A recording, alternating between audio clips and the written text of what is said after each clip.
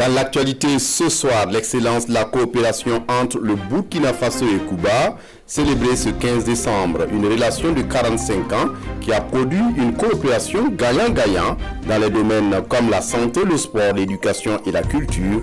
Et au bilan, chacun se satisfait de résultats comme vous le verrez dans ce journal.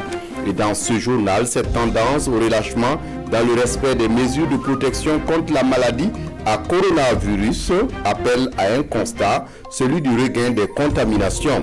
Au total, 1205 cas actifs dans le pays au 14 décembre.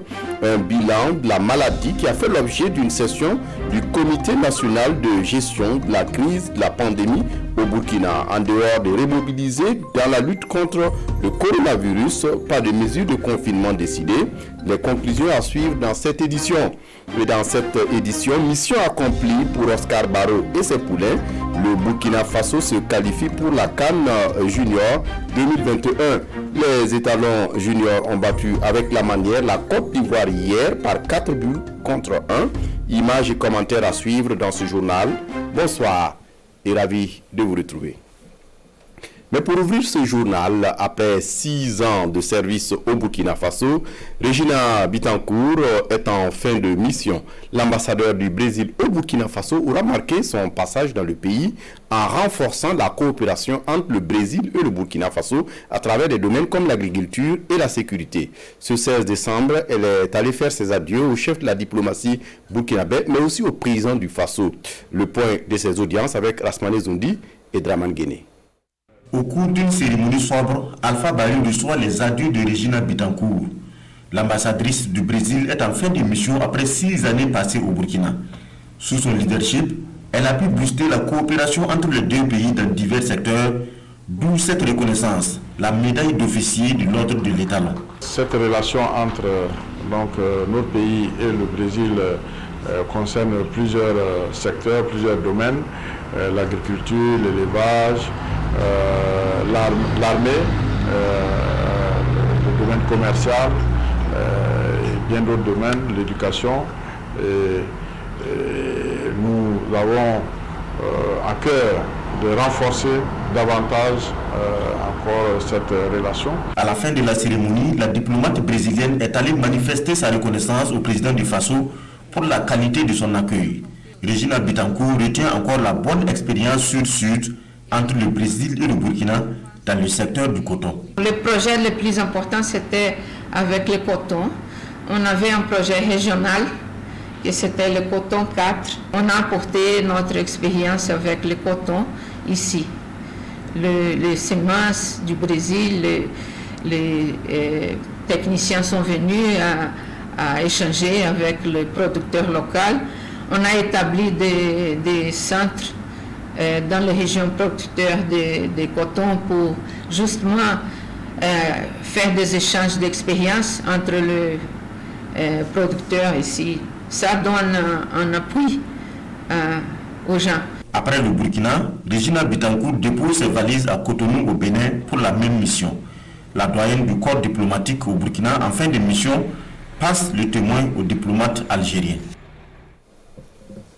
Dans l'actualité ce soir, le président du Faso, Roch-Marc Christian Kaboré, a regagné Ouagadougou hier dans la nuit de retour de Conakry en Guinée. Il a pris part à la cérémonie d'investiture du président Alpha Condé. C'était ce 15 décembre. Durant son séjour guinéen, Roch-Marc Christian Kaboré s'est entretenu à Conakry avec la présidente éthiopienne, mais aussi la coopération bilatérale entre Ouagadougou et Addis Ababa était au centre des échanges. Roch-Marc Christian Kaboré a par ailleurs reçu une délégation de Burkinabés vivant en Guinée, des compatriotes venus prendre des nouvelles du pays et féliciter Roch-Marc Christian Kaboré pour sa brillante réélection. À son tour, le président du Faso a salué leur résilience et leur adaptation et les a exhortés à toujours porter une image positive du Burkina Faso à l'extérieur. Et avant Conakry, le président du Faso était le 14 décembre à Abidjan pour la cérémonie d'investiture du président Alassane Ouattara. Le ministre des Affaires étrangères revient sur ces deux événements auxquels le président du Faso a pris part. On écoute Alpha Bari au micro de Nathalie Kaoré. La présence de Burkina Faso à travers le président du Faso, le président Christian Kaboré, c'est pour donc magnifier l'excellence des relations entre le Burkina et ces deux pays. Vous savez, la Côte d'Ivoire, tout ce qui existe entre nous, l'histoire et l'économie, mais surtout aussi la relation humaine, compte tenu de la forte population burkinabé qui vient en Côte d'Ivoire. Et c'est pour cela que nous avons un formidable instrument de coopération entre nous, à savoir le TAC, qui n'a pas pu se tenir pour son sommet en 2020 du fait de la Covid, mais très rapidement, avec la mise en place des deux gouvernements, les deux présidents vont donc relancer le traité d'amitié. Et puis, vous savez, au-delà de cela aussi, il y a une relation particulière entre les chefs d'État, ivoiriens et burkinabé. Il y a également une forte relation entre le président de Guinée et notre président. Ce sont des amis de longue date qui s'apprécient. C'est pour cela que le président du Faso avait effectué une exercice à relancer les bases d'une coopération beaucoup plus fructueuse entre les deux pays. Je le disais en titre, ce 15 décembre 2020, le Cuba et le Burkina Faso célèbrent les 45 ans de la signature de l'accord établissement des relations diplomatiques entre les deux pays. Un anniversaire commémoré à la résidence de l'ambassadeur de Cuba au Burkina. Au cours des 45 ans de relations, les deux pays ont travaillé à renforcer une coopération gagnant-gagnant dans des domaines comme la santé, le sport, l'éducation et la culture. Et au bilan, chacun se satisfait de son excellence. Vincent Tiendrebeo. 11 décembre 1975, 11 décembre 2020. Cela fait exactement 45 ans que les gouvernements burkinabés et cubains ont convenu d'établir des relations diplomatiques. Au fil du temps, la coopération entre les deux pays n'a cessé de se consolider avec à la clé plusieurs accords signés. Cette cérémonie vise à célébrer le chemin parcouru avec la présence effective d'officiels burkinabés dont le président de l'Assemblée nationale et l'ambassadeur du Cuba au Burkina Faso. Il y a une très étroite coopération et un dialogue de haut niveau entre les deux pays. Et aussi dans quelques domaines de la coopération qu'on a développée, notamment la coopération au domaine de la santé. Nous avons ici une brigade médicale qui vient de 14 spécialistes. Nous avons aussi 3 collaborateurs sportifs. Nous avons de boursières burkinabés à Cuba qui se forment notamment au domaine de la médecine. Du côté burkinabé, l'on se réjouit de cette coopération. C'est une très bonne coopération qui donne en tout cas des résultats satisfaisants. À cette rencontre, l'assistance a eu droit à un cours d'histoire sur la coopération entre la République de Cuba et le Burkina Faso à travers des témoignages. Et à l'occasion, les deux parties ont souhaité le renforcement de leur coopération bilatérale à travers la diplomatie parlementaire. Autre titre de l'actualité, avec le regain des contaminations de la maladie à coronavirus, le Burkina Faso enregistre à la date du 14 décembre 2020 91 nouveaux cas confirmés, tous des transmissions communautaires selon le service d'information du gouvernement. Malheureusement, 2 décès enregistrés et au total 1205 cas actifs. Le strict respect des conseils de prévention courants reste donc de mise. Et ce bilan de la maladie à coronavirus a fait l'objet d'une session du Comité national de gestion de la crise de la pandémie au Burkina Faso. Présidé par le Premier ministre Christophe Dabiré, le comité a fait une évaluation du fonctionnement du comité, mais aussi des résultats obtenus depuis sa mise en place et surtout des difficultés rencontrées. En dehors de remobiliser l'administration dans la lutte contre le coronavirus, pas de mesures de confinement décidées. Il est seulement rappelé les mesures de dispositifs de lutte comme le port obligatoire du masque, le lavement des mains, la distanciation physique. Explication, Roger Kam, à Hadis Andamba. C'est une rencontre de haut niveau dans la lutte contre la pandémie à coronavirus. À l'ordre du jour, l'état des lieux de la maladie, le bilan des actions posées depuis la mise en place du comité et les dispositions à prendre pour faire face à la situation actuelle. Et de cette rencontre, il ressort qu'il y a eu un grand relâchement dans le respect des mesures barrières. Conséquence, la recrudescence de la maladie au Burkina Faso. La nécessité de remobiliser l'ensemble de la communauté des organisations de la société civile. J'ai donné des instructions aux ministres qui étaient autour de la table, les ministres chargés des différents comités sectoriels, pour que, au niveau de nos administrations, on puisse appliquer de façon drastique ces différentes mesures-là. Nous avons également insisté pour que la dévolution de cette maladie au niveau de notre système de santé soit une réalité.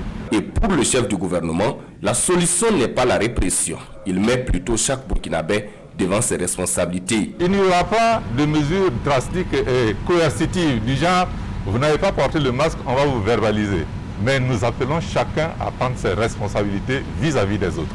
Que chacun sache que le jour où il ne porte pas le masque, il peut être un facteur de contamination pour les autres. Pour l'heure, pas question non plus de reconfinement ni de couvre-feu.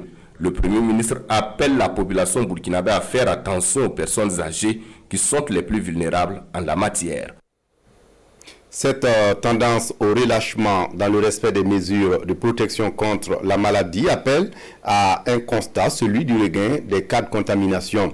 Et le risque à écouter certaines personnes, c'est de nier la persistance de la maladie au Burkina Faso. Une de nos équipes a fait un tour au grand marché de Ouagadougou, mais aussi dans quelques rues de la capitale burkinabé. Compte rendu avec Fabrice Nebier et Oumou Sissé.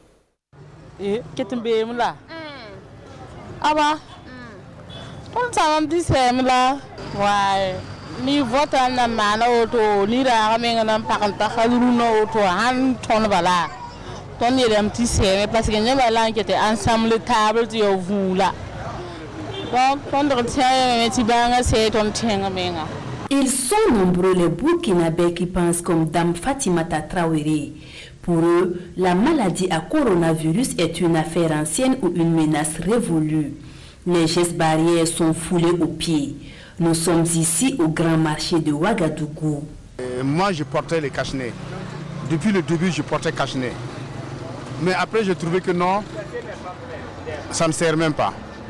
À moins si je vais dans un bureau, un coin public, que je porte. Mais si je ne porte pas, ils ne vont pas me laisser rentrer. Dans les rues de la capitale, même constat. Les masques se font de plus en plus rares. Les porteurs de masques se comptent sur le bout des doigts. Et pour ceux qui n'en portent pas, les raisons sont presque les mêmes. L'oubli. Il en est, on était assis au bureau et puis on s'est levé. C'est juste un oubli. Sinon, on prend des précautions à tout cas. Oui.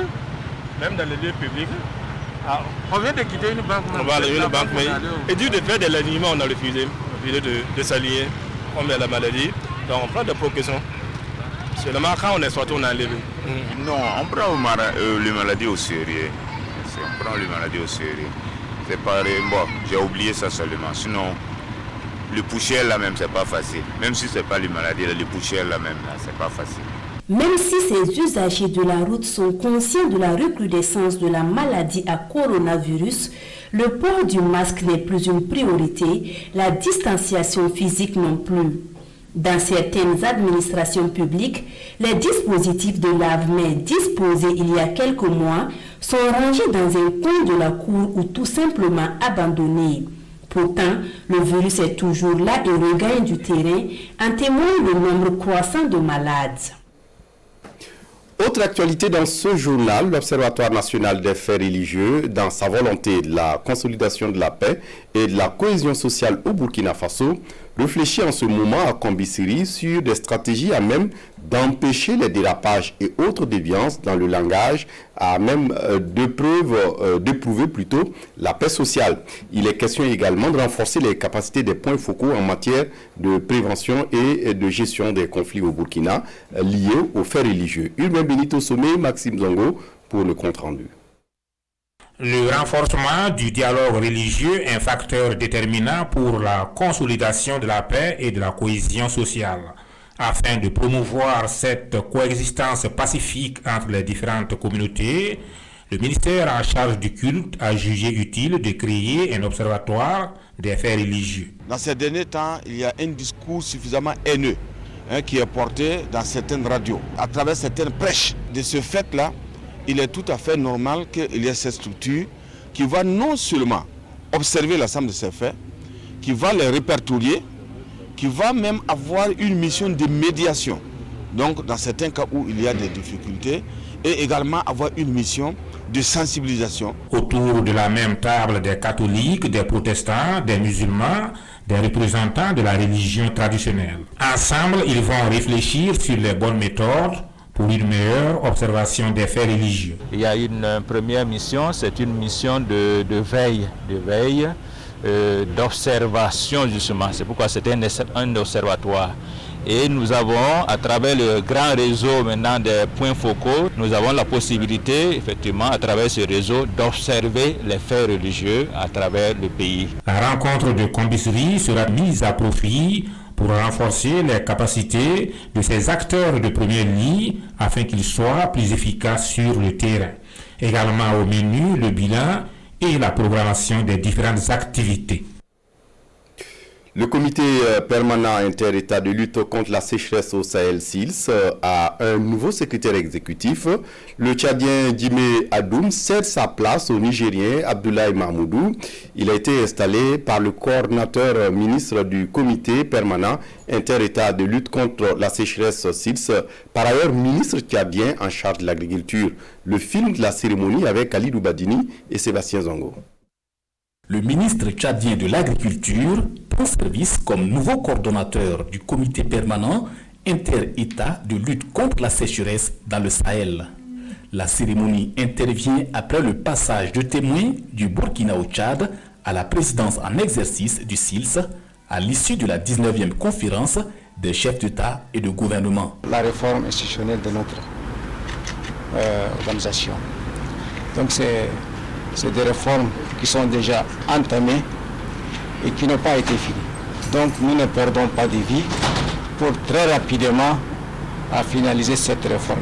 Il y a eu un processus qui a été élaboré et aujourd'hui nous sommes au terme de ce processus où il y a l'installation de ces nouveaux cadres dirigeants et qui va permettre effectivement de pouvoir mettre en œuvre toutes les réformes qui ont été engagées. Le secrétariat exécutif du SILS change aussi de tête.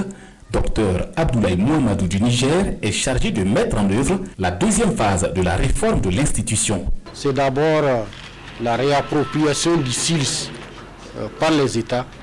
C'est cette réappropriation qui permettra, qui décidera les États à investir davantage dans le SILS.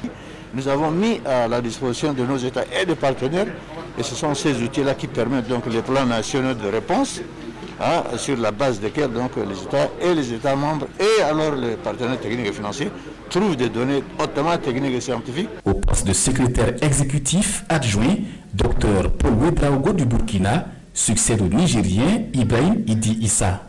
Ces nouvelles désignations visent à aboutir à une nouvelle dynamique pour mieux répondre aux besoins des États membres au nombre de 15 avec l'admission du Soudan et de la République centrafricaine. La 9e conférence annuelle des impôts s'est ouverte ce matin à Ouagadougou sous le signe des réformes institutionnelles pour une direction générale des impôts moderne et performante orientée vers les usagers. Plusieurs actes vont marquer ces journées. Des détails avec Bernard Kombelem et Mouni Soubega. Avec des recettes prévisionnelles de l'ordre de 843 milliards de francs CFA pour le compte de l'année 2020, la Direction générale des impôts a déjà mobilisé près de 800 milliards de francs CFA en dépit des contraintes liées au Covid-19 et à l'insécurité. Malgré ses performances, la Direction générale des impôts ambitionne d'aller de l'avant dans la mobilisation des ressources. Et pour cela, elle a opté de prospecter d'autres pistes de réforme au cours de sa 9e conférence annuelle. Le format, le carcan administration publique, là, avec des règles rigides, ne permettent pas d'optimiser les résultats de la DGI. Et donc, nous voulons réfléchir pour voir quelles sont les souplesses qu'il faut introduire pour nous permettre de jouer pleinement notre rôle. Le ministre de l'économie, des finances et du développement, pour sa part, félicite l'ensemble des travailleurs des impôts pour le sacrifice consenti dans la mobilisation des ressources. Le défi majeur, selon le ministre Kabouré, reste la modernisation des outils de collecte des ressources au regard de l'évolution du contexte. Aujourd'hui, le Bitcoin est une réalité.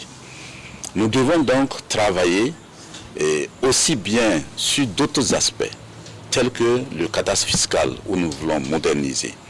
Nous devons donc travailler à revoir sans complaisance, en regardant quelle meilleure organisation nous allons mettre en place au niveau de la DGI. Quelle réforme institutionnelle pour une direction générale des impôts moderne et performante orientée usagers? C'est le thème de la 9e conférence annuelle de la direction générale des impôts. Elle se tient jusqu'au 18 décembre et sera marquée par des communications sur le foncier et des journées portes ouvertes. Économie toujours, la West African Entrepreneurship and Innovation Foundation est une initiative pour la promotion de l'entrepreneuriat et de l'innovation au Burkina Faso et en Afrique de l'Ouest. Elle a lancé un projet de sélection start-up pour la sous-région et au Burkina Faso, des porteurs de projets se sont engagés. Hier dans l'après-midi, près d'une quinzaine de projets a été présélectionnés pour subir la phase finale. Explication, Boukari Ouedraogo. En 5 minutes chrono, il faut trouver un demandeur, le groupe sanguin dont on a besoin pour sauver une vie. 5 minutes pour convaincre, l'exercice semble facile, mais dans le fond, la réalité est autre. Il faudra dominer son stress et miser sur la force de l'argument pour convaincre ce jury de professionnels de la viabilité de son projet. Koura Ferdinand, tout comme Nafissatou Zida et les 12 autres candidats n'ont qu'un seul objectif, franchir cette étape de la sélection afin de faire partie des 3 appelés qui prendront part au Forum Hub Africa à Casablanca. Un forum qui, au-delà de la formation et des possibilités de financement, est un prétexte pour mettre en réseau les porteurs de projets innovants. Nous avons accompagné ce chantier pour encourager les champions, les jeunes leaders d'entreprise, pour vraiment qu'ils puissent montrer leur potentiel, démontrer leurs capacités. Des projets variés qui brassent plusieurs domaines, de la santé à l'agriculture en passant par les nouvelles technologies. L'enjeu en vaut la chandelle et les candidats pour les pitchs ont choisi les mots et y ont mis de la manière pour présenter leurs projets. On a toujours eu le gouvernement auprès de la jeunesse burkinabé. Et on a un gouvernement avec des entrepreneurs. Et ce n'est que comme ça que nous pourrons continuer à alimenter cet écosystème qu'il faut afin que le pays puisse se transformer et accélérer la transformation de son économie en utilisant le potentiel que nous constatons aujourd'hui à travers tous ces jeunes qui maintenant ont produit des résultats palpables. Le ministre en charge du commerce, tout en encourageant les participants, a promis à ceux qui ne seront pas de l'aventure de Casablanca une possibilité de financement au niveau national. Le mouvement citoyen du renouveau contribue à rendre hommage à Norbert Zongo à l'occasion du 22e anniversaire de l'assassinat du journaliste. Le mouvement a organisé un panel suivi de projections de films sur la vie et les convictions du disparu. Le panel a porté sur le thème « Contribution des médias à l'enracinement de la démocratie et de l'état de droit au Burkina Faso, état des lieux et défis ». Le résumé de la conférence avec Lassina Ouattara et Sékou Zongo.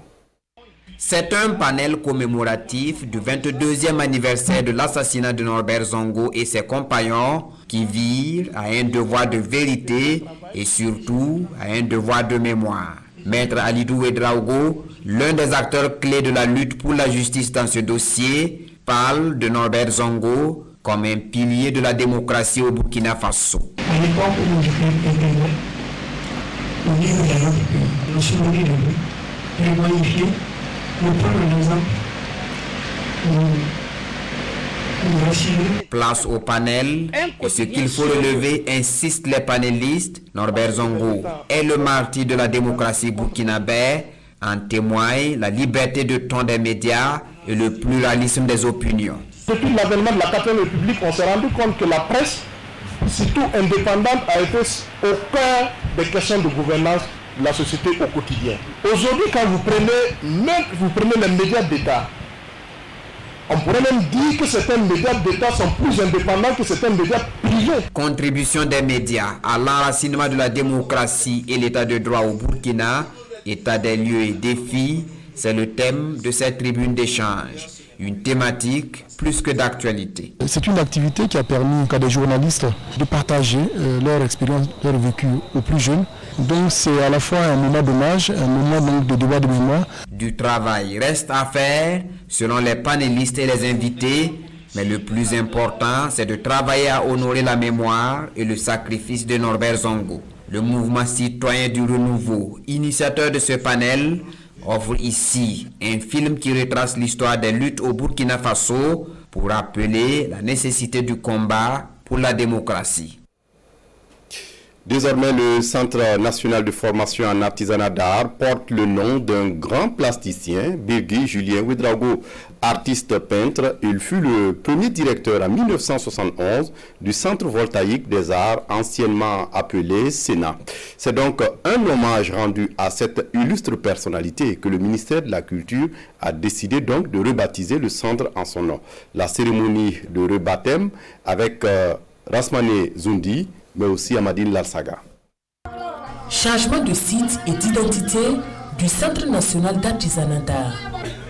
Délocalisé ici au Musée national, il est rebaptisé en Centre national de formation en artisanat d'art Birgui Julien Ouedraogo. Le centre porte donc désormais le nom de son tout premier directeur qui a dirigé l'établissement à partir de 1971 avec comme ancienne dénomination le Centre voltaïque des arts. Nous souhaitons véritablement que, au travers de ce centre, son action puisse être une source d'inspiration pour la jeune génération d'aujourd'hui, mais surtout pour celle de demain. Né en 1926 à Gourcy, dans le Sandoma, Birgui Julien Ouedraogo est décédé en 2011. Ancien administrateur des postes et télécommunications, homme politique et artiste peintre, il est immortalisé ici à travers ce centre de formation. C'est une bonne idée. Je suis très contente de retrouver toutes les œuvres de mon époux ici. C'est comme s'il est ressuscité. Je suis très reconnaissante envers les autorités. Le Centre national de formation en artisanat d'art Birgui Julien Ouedraogo se présente comme une direction technique de la Direction générale de la formation et de la recherche du ministère en charge de la culture. Ce centre est chargé de la formation, de la production et de la commercialisation des œuvres d'art. En clair, il constitue le creuset de l'artisanat burkinabé.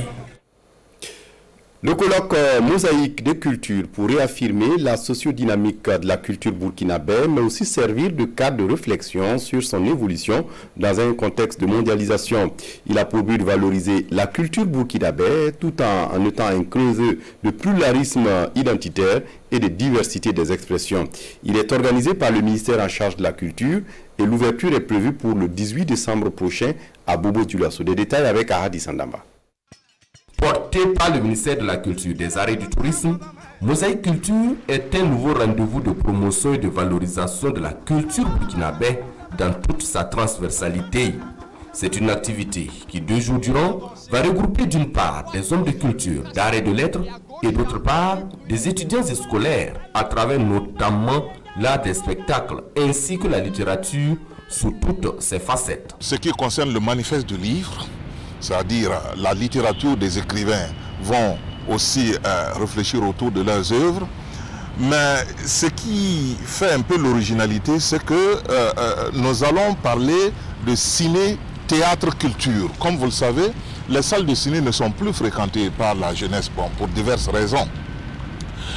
Aussi le théâtre, la clé de lecture d'une pièce de théâtre, donc avec les spécialistes en la matière. Mosaïque Culture, c'est aussi la promotion de l'art oratoire avec une soirée dédiée au verbe.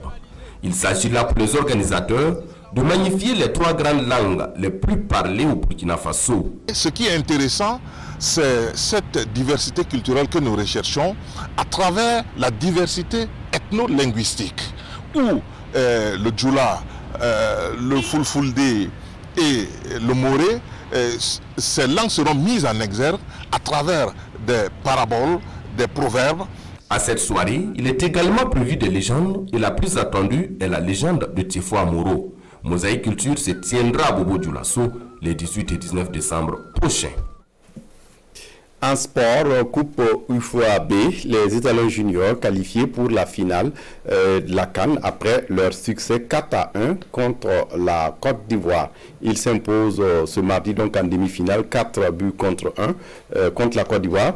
Et le Burkina Faso se qualifie non seulement pour la finale du tournoi UFOA-B, mais aussi pour la CAN Mauritanie 2021. Mariam Ouattara. Mauritanie, le Burkina Faso arrive. Les étalons U20 arrachent sans embâche ni tergiversation le second ticket qualificatif pour la CAN U20 Mauritanie 2021. Un objectif est donc atteint pour Oscar Barrow et ses poulains. On a exploité les faiblesses de cette équipe, ce qui nous a permis de nous qualifier pour la Coupe d'Afrique des Nations, qui était notre premier objectif assigné. C'est pourtant sur le chapeau de roue que les éléphantaux démarrent le match. Mais les étalons réagissent assez vite, mettent le pied sur la balle et prennent le jeu en main. Dès la 10e minute, Ahmed Ouattara donne l'avantage au Burkina Faso grâce à son sang-froid. Burkina Faso 1, Côte d'Ivoire 0. 2 minutes plus tard, Yachirou Ouedraogo et ses camarades récidivent. Cette fois, c'est Botieu qui conclut avec brio. 2-0 pour le Burkina.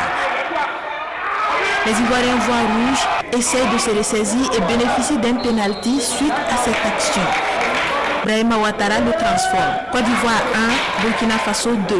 Puis 20 la 34e minute et l'expulsion de Guelanen Taï pour cumul de cartons. Mais le score va rester tel jusqu'à la pause.